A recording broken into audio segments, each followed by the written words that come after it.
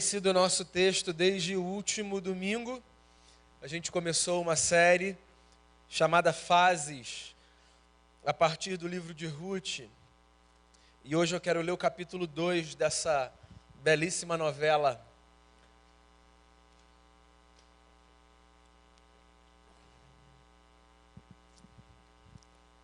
É um texto longo, mas um texto muito interessante, e eu peço sua atenção. Diz assim a palavra do Senhor. Tinha Noemi um parente de seu marido, senhor de muitos bens, da família de Elimeleque, o qual se chamava Boaz. Ruth, a moabita, disse a Noemi: deixa-me ir ao campo e apanharei espigas atrás daquele que me favorecer. E ela lhe disse: vai, minha filha.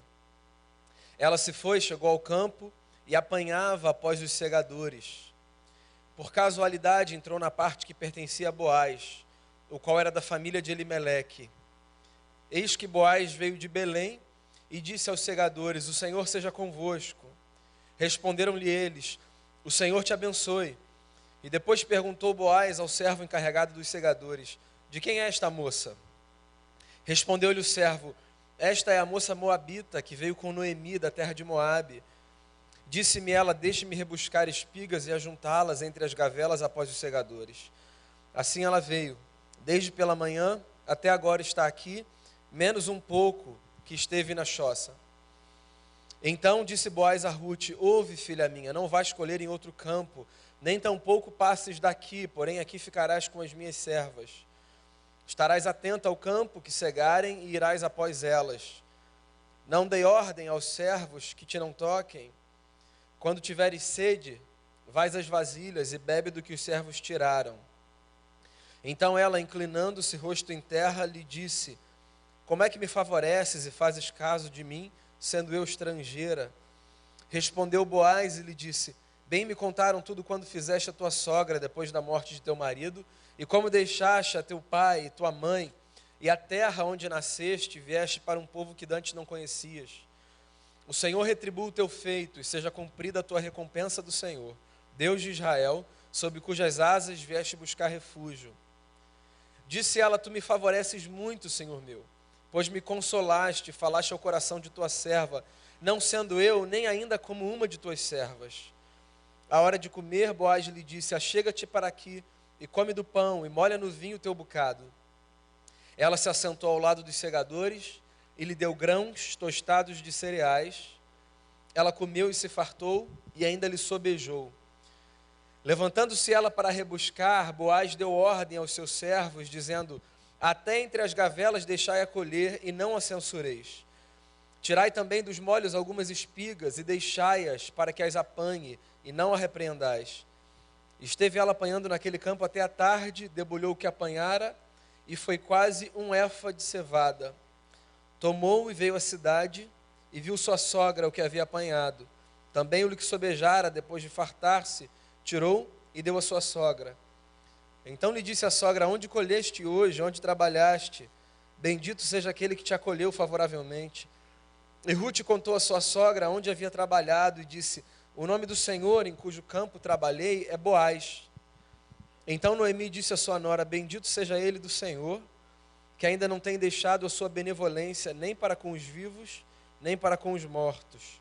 Disse-lhe mais Noemi: esse homem é nosso parente chegado, e um dentre os nossos resgatadores. Continuou Ruth, a moabita: também ainda me disse: com os meus servos ficarás, até que acabem toda a cega que tenho.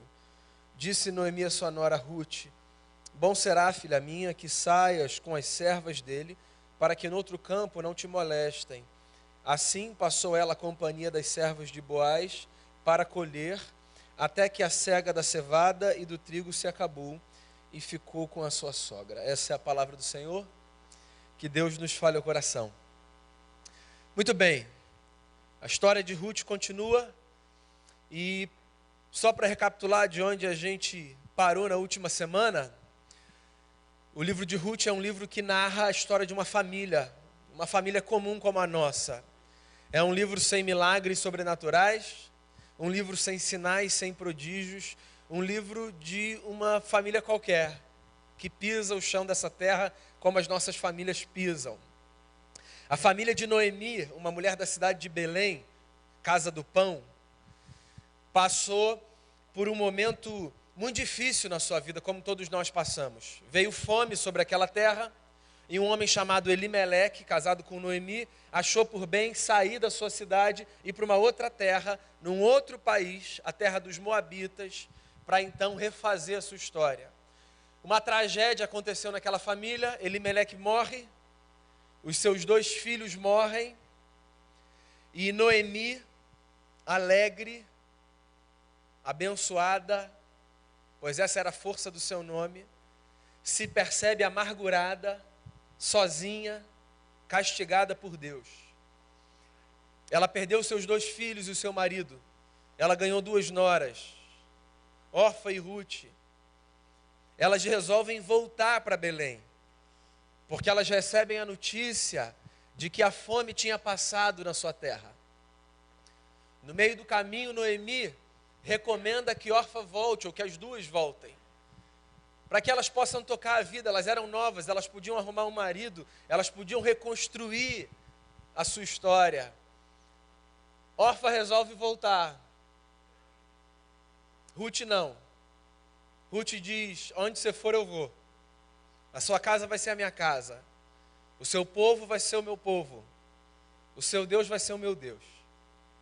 E o capítulo 2 começa, então, com esse retorno de 2 mulheres pobres, uma agora nativa e a outra estrangeira, o quadro se inverteu, voltando para a sua cidade, na esperança de refazerem a sua vida. Elas voltam exatamente no momento em que o povo festeja a colheita do trigo, da cevada. Os momentos de colheita, numa sociedade agrícola, eram momentos de festa, e de festa religiosa, diga-se de passagem, porque o povo via a colheita como um sinal do favor de Deus. Então, quando havia a possibilidade de colher o fruto da terra, havia-se também motivo para se adorar a Deus, porque Deus não tinha se esquecido daquela gente. 2 mulheres pobres voltam, fracas, doídas, cheias de luto, enquanto todo mundo faz festa. Eu disse da semana passada, queria repetir, eu acho que uma das coisas mais esquisitas quando a gente atravessa luto é a gente perceber que o mundo não para acompanhar o luto que a gente faz. O sol não deixa de nascer. As pessoas no nosso entorno não deixam de contar piada e de rirem sobre a vida. Abraços continuam a ser dados. Festas e celebrações acontecem. O nosso mundo existencial parece que ruiu, mas no entorno a vida segue. Num primeiro momento a gente não consegue nem entender como é que as pessoas não param, como é que elas conseguem ver cor, já que tudo está cinza para a gente. A gente acha injustiça, a gente considera desrespeito, a gente faz uma série de leituras que nos levam a perguntar o que está acontecendo, por que o mundo não para e não me respeita, por que as pessoas não acompanham essa onda de tristeza que me varre por dentro. Mas a verdade, meus amigos, é que por mais que a gente se sinta uma peça equivocada dentro de um quebra-cabeça quando a gente faz o luto, a verdade é que a gente precisa que o mundo continue a funcionar do jeito que ele funciona. Porque se o mundo parar quando a gente faz luto, o mundo rui com a gente. É bom que o mundo continue a se movimentar. E que o povo que tem que fazer festa, faça festa. Porque no meio do luto, é esse movimento do mundo que não para, que traz a gente de volta para a vida. Eu fico imaginando Noemi e Ruth, voltando para uma cidade com festa, pobres, sofridas, carregando no rosto e no corpo as marcas da sua condição, e tendo que reaprender a viver novamente na sua cidade de origem, encontrando um fiapo de esperança para refazer a sua própria história. Noemi era mais velha, a sogra. Ruth mais moça, a nora. E no meio daquela festa, na cidade de Belém, a festa da colheita, Ruth, que era mais moça e mais forte, resolve lutar no meio do luto. Porque é isso que a gente precisa. No meio do luto a gente precisa lutar. Ela olha para sua sogra e diz assim: eu acho que eu vou no campo tentar colher espigas. Uma frase singela, simples, que pode parecer despretensiosa. Só quem atravessa luto sabe a força necessária para que uma frase pequena ajude essa pessoa a reconstruir a sua história. O que para muita gente parece trivial, movimento do dia a dia, para o sujeito que está no meio do caos, é um grande desafio. O que talvez você faça no automático, por estar vivendo uma fase boa da sua vida, custe um esforço descomunal para quem está em pedaços espalhados pelo chão. A gente nunca deve subestimar a fala de ninguém, porque a gente não faz ideia da força que uma pessoa precisa para falar o que para a gente pode sair de maneira muito fácil e despretensiosa. Eu aprendi isso algumas vezes, mas eu me lembro de duas.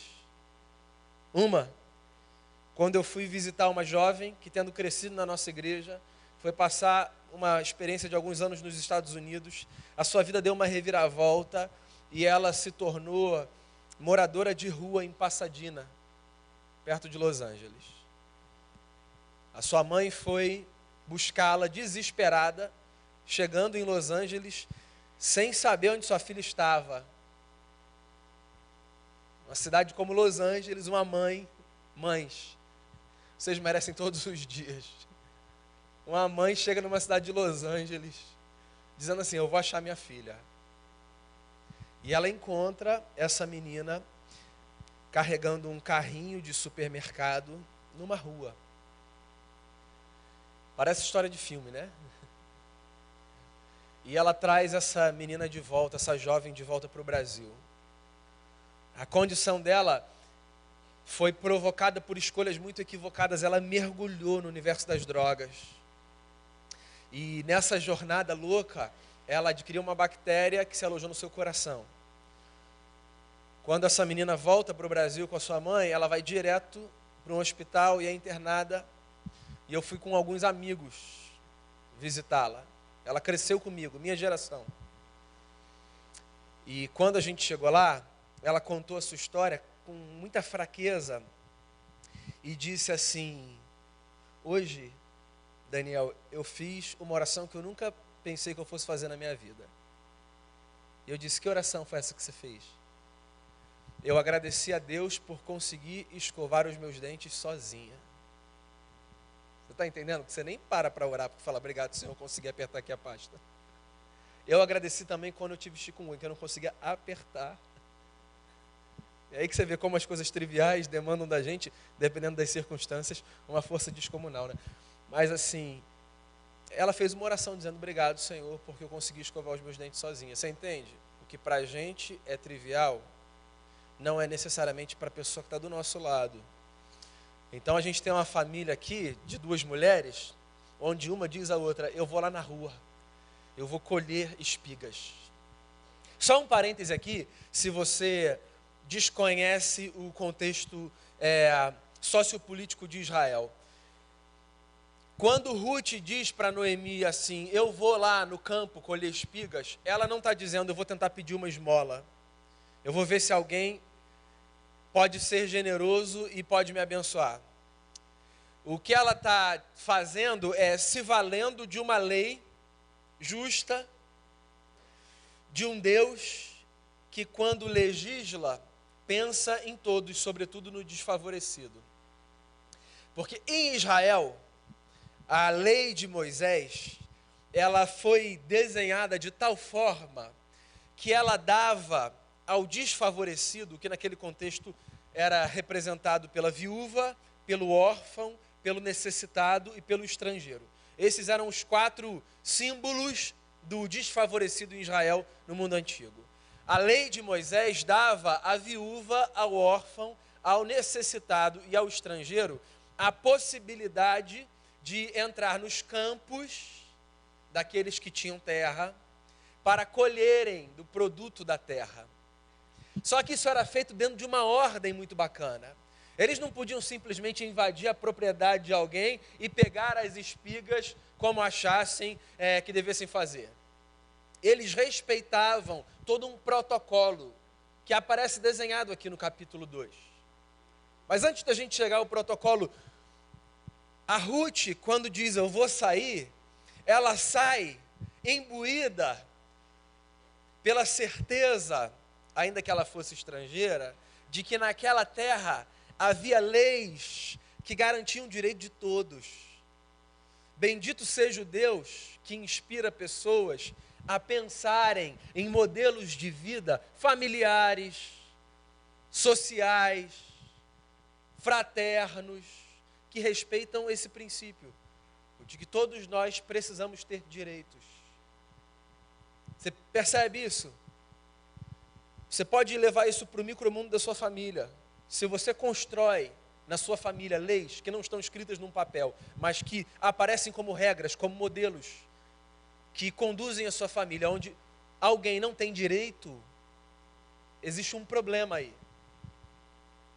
Definitivamente, Deus não está nesse projeto que foi desenhado. Se alguém, no ambiente em que você vive, não tem direitos, não tem direito à fala, não tem direito a espaços, se alguém é privado de direitos essenciais, tem algum problema na forma como você construiu esse negócio. Porque quando você olha para as leis do Antigo Testamento e também para o Novo Testamento, você se depara com o fato de que existe um Deus que pensa em todos, que zela por todos e cuida de todos. E talvez a gente só se dê conta disso quando a gente se encontra nesse espaço onde o desfavorecido é a gente. O sujeito que está no lugar de desfavorecer, ele dificilmente percebe que alguém está sendo desfavorecido. Quando você está numa relação, dentro da sua família, e alguém levanta uma queixa, e essa queixa afeta exatamente a forma como você age, porque a forma como você age suprime o direito dessa pessoa, uma reação muito comum é de você dizer assim, claro que não, nunca fiz isso. Ainda que isso talvez seja o hábito de uma vida. Porque o sujeito que desfavorece não percebe a história como o sujeito que foi desfavorecido. Então, só quando a gente está num lugar do sofredor, do oprimido, do violentado, a gente consegue perceber algumas coisas. E aí aqui está Ruth, saindo para colher espigas. Saindo para ter pão para a mesa. Entende? Ela não está levantando uma bandeira. Hoje a gente transforma tudo numa bandeira, né? Numa causa. Ela não está saindo para levantar uma bandeira. Ela não está saindo para dizer a minha ideologia é essa. Ela está saindo para buscar pão. Porque tem gente que precisa sair com um sonho de ter pão. Talvez isso não seja um sonho para você, como não é para mim. Porque isso é um negócio que a gente tem. Mas tem gente que sai de casa pensando assim, será que hoje eu vou encontrar pão? E Ruth sai assim.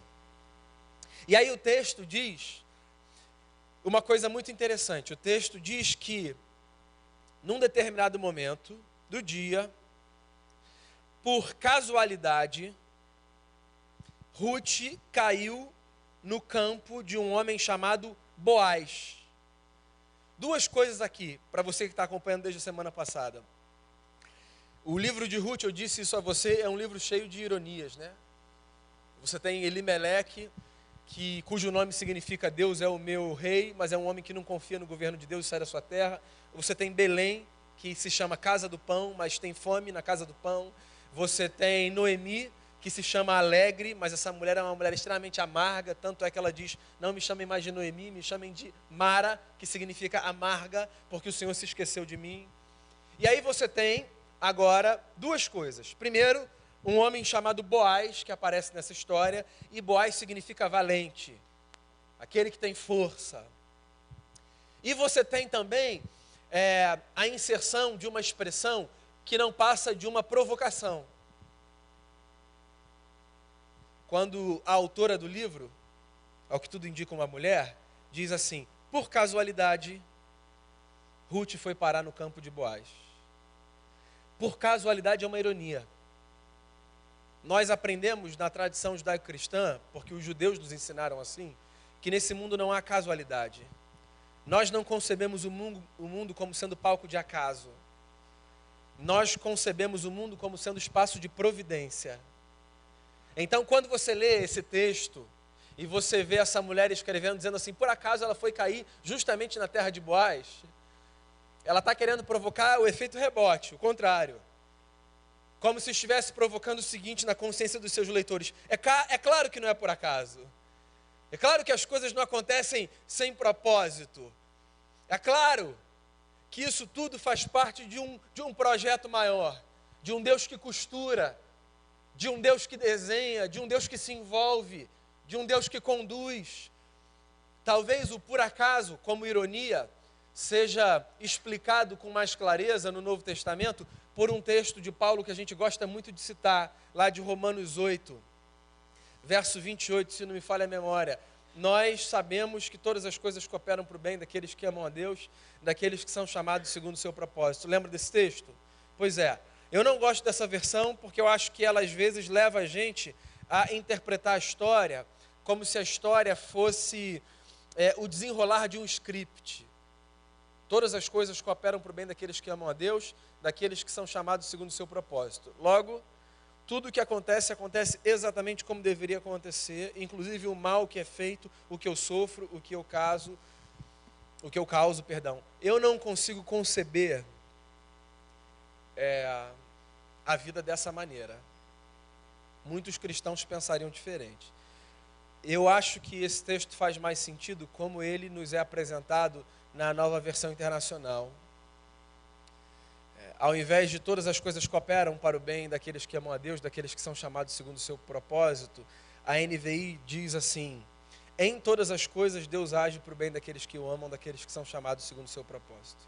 Então é o seguinte, não é que todas as coisas necessariamente precisam acontecer da forma como acontecem, até porque a gente não consegue explicar por que algumas coisas acontecem da forma como acontecem, certo? Mas nos basta lembrar, quando a gente não tiver respostas do porquê as coisas acontecerem do jeito que acontecem, que mesmo através delas Deus age para que o seu propósito se cumpra na nossa vida. Entende isso? Então aqui tem uma mulher vivendo uma vida de recomeço, tendo passado por um capítulo de dor, mas é uma mulher persistente, e ela sai no meio do luto para a luta, e ela cai, por casualidade, no campo de um homem chamado Boaz. Porque Deus conduz a nossa vida. Porque a gente nunca está sozinho.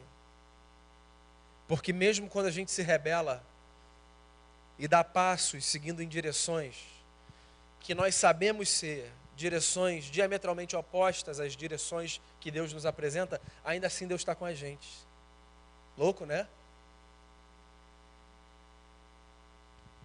Quando ela chega na terra de Boaz, ela respeita o protocolo. Qual era o protocolo? Era o seguinte: primeiro vinham os segadores com as foices, tirando as espigas para que elas fossem recolhidas. Eles não poderiam recolher todas as espigas, porque tinha que sobrar espiga para o estrangeiro, para a viúva, para o órfão e para o necessitado. A terra era do patrão deles. O patrão deles tinha mandado plantar. Mas eles não podiam colher tudo. Tudo não. Eles iam colher boa parte, mas eles iam deixar um pouco. Atrás dos segadores vinha uma outra leva. A leva das servas. Porque os segadores só cortavam. As servas pegavam as espigas e faziam os feixes. E saíam com os feixes. Mas elas não podiam pegar também nem o que eles tinham deixado, nem o que, tendo sido cortado, ficasse pelo caminho. Você percebe? Tem 2 filtros aqui para proteção do necessitado. Tem o primeiro, o cara não pode cortar tudo. E tem o segundo, que as servas vão pegar o que for pegando, que tiver ali, mas o que passar, elas não voltam. Por quê? Depois dos segadores e das servas, tinham os necessitados, que entravam nos campos. Tinha um órfão, um menino que não tinha pai, a criança que tinha que trabalhar, porque se ela não trabalhasse, ela não tinha o que comer. Tinha criança que tinha a sua infância, que teve a sua infância amputada, porque esse mundo não é um mundo de crianças necessariamente privilegiadas como são as nossas. E talvez você não tenha sido uma criança privilegiada, talvez você tenha tido a sua infância amputada, você tenha tido que crescer precocemente, e você saiba com propriedade do que eu estou falando, porque enquanto outros e outras brincavam, você estava lá, colhendo o que tinha caído no chão, para garantir a sua comida. As viúvas entravam nessa fila, porque as viúvas não tinham marido, então elas não tinham quem trabalhasse para elas, por elas. Elas não tinham quem garantisse a sua segurança, a sua integridade física. Elas eram violentadas, abusadas. Você vai ver isso no texto. Tinha também o estrangeiro. A Bíblia desenha um modelo de sociedade que tem sobre o estrangeiro não um olhar de repulsa, mas um olhar de acolhimento. Um olhar de há espaço para você. O estrangeiro não é, da perspectiva bíblica, alguém digno de receber um olhar de rejeição. O estrangeiro numa terra é desenhado pela Bíblia como alguém que é bem-vindo para refazer a sua vida. Porque nem todo estrangeiro que vai para uma outra terra, vai para uma outra terra por escolha. Há o estrangeiro que vai para outra terra por necessidade. E aí, a Ruth está nessa terceira leva aqui, pegando as coisas do chão. Só que é a primeira vez que ela está no campo, o que significa que há muitos riscos para ela. Risco de ser estuprada, risco de ser repelida dali, risco de ser morta. O dono da terra chega, Boaz, valente, forte. Ele percebe uma mulher diferente. Não entre os segadores, não entre as servas, mas na terceira leva, na dos necessitados. E ele faz uma pergunta para o servo encarregado. Ele diz assim: quem é aquela mulher que está ali? Estou vendo um rosto novo. Quem é? Deixa eu fazer um parênteses aqui. Quem é uma pergunta que a gente devia fazer mais vezes. Quem é aquele? Quem é aquela? Não no olhar de desconfiança. Mas é só quando eu olho para alguém e contemplo a sua face que eu me dou o direito de me aproximar de histórias que não são necessariamente as minhas, nem as que eu conheço, e que são histórias com as quais a minha história pode cruzar. Você entende isso? Nós deveríamos pensar um modo de vida que faz com que as pessoas sejam olhadas nos olhos. Porque olhar alguém nos olhos é uma forma da gente dizer a esse alguém que esse alguém é digno.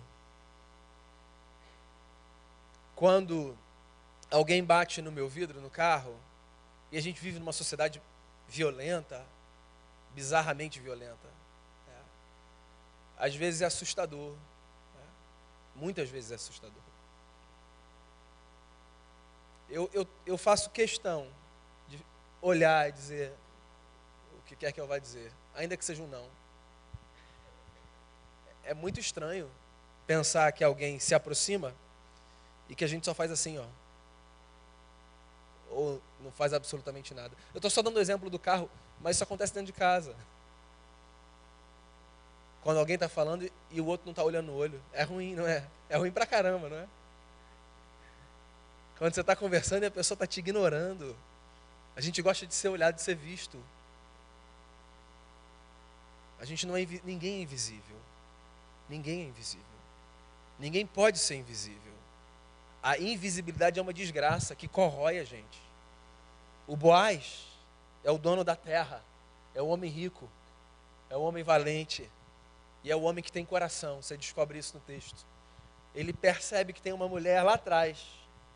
Provavelmente, eu fico imaginando, está chegando agora, não vai sentar na janela do ônibus, né?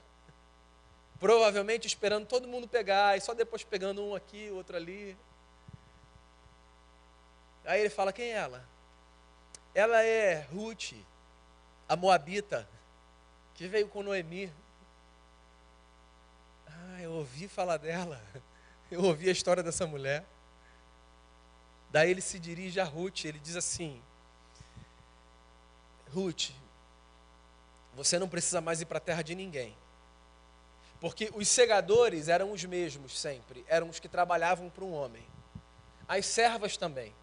Mas os necessitados, eles passavam de terra em terra, porque também não sobrava tanta coisa assim.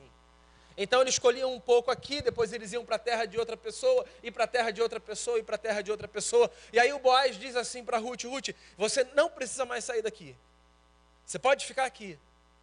Não vai procurar nada em lugar nenhum. Você sabe o que esse homem está fazendo? Esse homem está dizendo que ele vai proteger essa mulher. Que ele vai proteger essa mulher do risco dela ser violentada fisicamente em outro espaço. Fica aqui. O mundo é perigoso. As leis divinas são belas, mas o mundo é mundo de muita injustiça. O fato da gente viver num lugar com leis bacanas não significa necessariamente que a gente está protegido daqueles que querem violar a lei. Você sabe disso, né? Então as leis, elas podem ser muito bacanas. Dia 13 de maio de 1888, a abolição da escravatura, certo? Pelo menos do ponto de vista legal, o que foi posto foi, todos nós somos iguais. Mas na prática não é assim, porque a lei pode ser bonita, mas a sociedade não vive necessariamente em conformidade com a beleza da lei. Então, 2019, o racismo ainda é um grande problema na nossa nação. Porque você tem a lei e você tem, não necessariamente, sim, uma paridade entre a lei e o cumprimento da lei. E a gente podia dar N outros exemplos. Mas ele diz, fica aqui. Ele diz mais um negócio, ele diz assim, se você precisar de água, você pode pegar com os meus servos. O que era muito incomum de acontecer por parte de um necessitado. Ele também diz o seguinte, você quer comer, né? Você está aqui e não está brincando. Então você vai almoçar com a gente.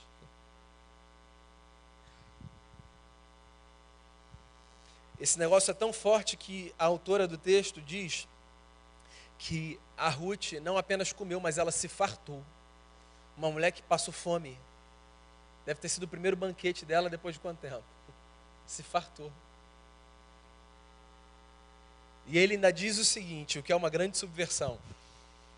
Ele olha para os servos, segadores, e diz assim, ó, deixem a Ruth pegar o que ela quiser do que já foi colhido. Não é do que ficou no chão, é do que foi colhido. Esse cara é um emblema de um servo de Deus, ou de uma serva de Deus. O servo de Deus e a serva de Deus, eles não se limitam ao bom cumprimento da lei, eles vão além. O nosso coração não é movido pela lei, o nosso coração é movido pela generosidade que excede a lei. Você consegue entender isso? Tem a lei, que é bendita. Paulo fala que a lei de Deus é perfeita, é divina, é bela. E cumprir a lei é muito bacana, é muito justo.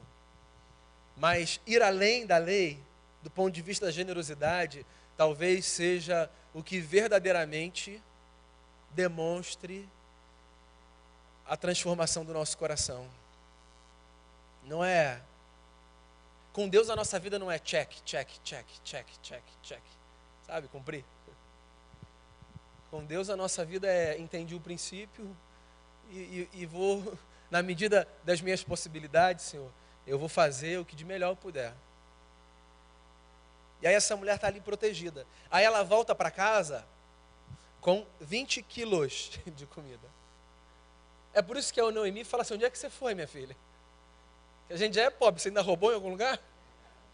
Porque com 20 quilos de comida, sendo você uma necessitada, como eu sou, não tem nada que explique, tem alguma coisa que não está fechando nessa história. Porque você voltaria com alguma coisa. não com 20 quilos. Daí a Ruth diz, eu estava nas terras, de um homem chamado Boaz. Eu fico imaginando a cabeça de Noemi. A mulher que no capítulo anterior tinha falado assim, não me chamem mais de Noemi, me chamem de Mara, porque o Todo-Poderoso se esqueceu de mim. Agora, ela já volta e ela diz assim, Deus é bom. E não é apenas porque ela está vendo 20 quilos ali de produto da terra. É porque ela se lembrou de quem era o Boaz. O Boaz era sobrinho do seu falecido marido. Um homem rico, dono de terra. O que o colocava na condição de um possível resgatador daquela família. Encurtando uma longa história, o resgatador era esse homem que, diante da morte de um parente seu, sobretudo se esse parente não tivesse deixado filhos, esse homem poderia comprar a sua propriedade e assumir a sua esposa como sua mulher, para que tivesse um filho com ela e para que o legado, a herança, o nome daquela família não fosse interrompido. O Boaz aparece, então, como a possibilidade do recomeço da história daquela família. E o capítulo 2 termina com Noemi, imagino eu, construindo assim, toda uma cena na sua cabeça. E provavelmente pensando assim, então, o que eu pensei ter sido fim, na verdade, era só o começo. A gente vai ficar por aqui com a história. Mas olha só, eu queria que você levasse para casa algumas coisas. Você não veio aqui só para ouvir a narração da história de algumas mulheres fascinantes. Você veio aqui para ser lembrado de que essa história é um arquétipo das nossas histórias. No meio do luto, lute. Ainda que as pessoas não calculem o quanto o que parece a elas uma fala despretensiosa te custou pelo lado de dentro. No meio do luto, lute. Lute com toda a sua força. Tenha consciência de que se hoje orar, agradecendo a Deus por poder escovar os dentes, é a oração do grande milagre da sua vida, ore agradecendo por esse grande milagre, entende? O que para muita gente pode parecer um esforço mínimo, talvez requeira de você uma força descomunal. Pois então reúna essa força descomunal e vá à luta, vá à vida. O mundo não vai parar em face do seu luto. E é bom que o mundo não pare, porque é esse movimento do mundo que tira a gente dali. Saia de casa, vá para a rua, vá fazer o que você tem de fazer, corra atrás do que você precisa correr. Deus não fará pela gente o que a gente pode fazer e o que a gente tem que fazer. Deus nos dará ambiente, graça, condição e força, mas não fará por nós o que nós temos que fazer. Onde quer que você esteja, pense na possibilidade, no que depender de você, de construir ambientes onde todos tenham direitos. Não suprima o direito de ninguém na sua família. E obviamente você tem maturidade para entender isso. Eu não estou falando de um desejo que não necessariamente precisa ser correspondido, de um capricho, eu não estou falando disso, eu estou falando de direitos. Assim, para a gente chegar no capricho, a gente tem que conversar muito ainda. Porque se a gente vive em ambientes onde direitos básicos são suprimidos, então a gente precisa discutir esse negócio aqui. Não deixe que na sua casa pessoas não tenham direitos garantidos. Não construa um modelo de família onde alguém não tenha a possibilidade de falar. Não pense ser bacana, ter uma espécie de família Von Trapp. Lembra? Noviça Rebelde? No começo do filme, todas as crianças ali alinhadas em ordem, tremendo, morrendo de medo do pai. Esse negócio pode parecer bonitinho. É adoecedor. O medo não pode ser regulador das nossas relações. Não pode. O terror não pode ser regulador das nossas relações. Não é bacana nem é bonito quando a estabilidade custa a saúde mental e a saúde física das pessoas. Não é bacana nem bonito quando o silêncio de alguém que parece ser respeitoso, na verdade, nada mais é do que o estereótipo do pavor de uma pessoa de viver num ambiente que deveria ser um ambiente de amor. Eu estou puxando para a família, para casa. Então, no que depender de você, crie ambientes onde todos tenham direitos. Agora, faça o seguinte, seja um verdadeiro homem de Deus, seja uma verdadeira mulher de Deus. Não se recolha apenas ao lugar do cumprimento estrito da lei. Saia desse lugar de ficar só marcando caixinha, dizendo cumprir, cumprir, cumprir, cumprir, cumprir. Vá além. Exceda em bondade, exceda em generosidade, exceda em paciência, exceda em misericórdia, exceda na busca por sabedoria. Exceda, vá além, vá além. Nós nos surpreendemos uns aos outros. Esse negócio da gente ficar ali no 7, passando sempre com 7, assim, Deus não se impressiona com absolutamente nada. Nem quando a gente tira um 10, Deus se impressiona. Relaxa. É pra gente, é pela gente. Vá além. Pro bem do seu próximo. E faça o seguinte. Sempre que você perceber que a generosidade bateu a sua porta, mesmo que um dia você tenha dito, Deus se esqueceu de mim, faça como o Noemi. Diga assim, Deus é bom. Deus me deu um resgatador. Você consegue ver alguém nessa história com quem o Boaz se parece? Nosso resgatador, Jesus de Nazaré. O que seria da gente se a gente não tivesse um resgatador? O que seria da gente se a gente passasse uma vida inteira tentando só marcar, feito, feito, feito, feito, feito. Quem falha numa, falha em tudo, joga fora. Feito, feito, feito, aqui não. Quem falha numa, falha em tudo, joga fora. Esquece esse negócio de justiça própria, de reconstruir a sua vida por você mesmo. A gente precisa de um resgatador. Jesus Cristo é o nosso resgatador. Então persista, persevere. Há esperança, os campos da vida estão aí para que haja colheita. E Deus sempre aparece nos apresentando a figura de Jesus, aquele que veio para nos resgatar. Vamos fazer uma oração?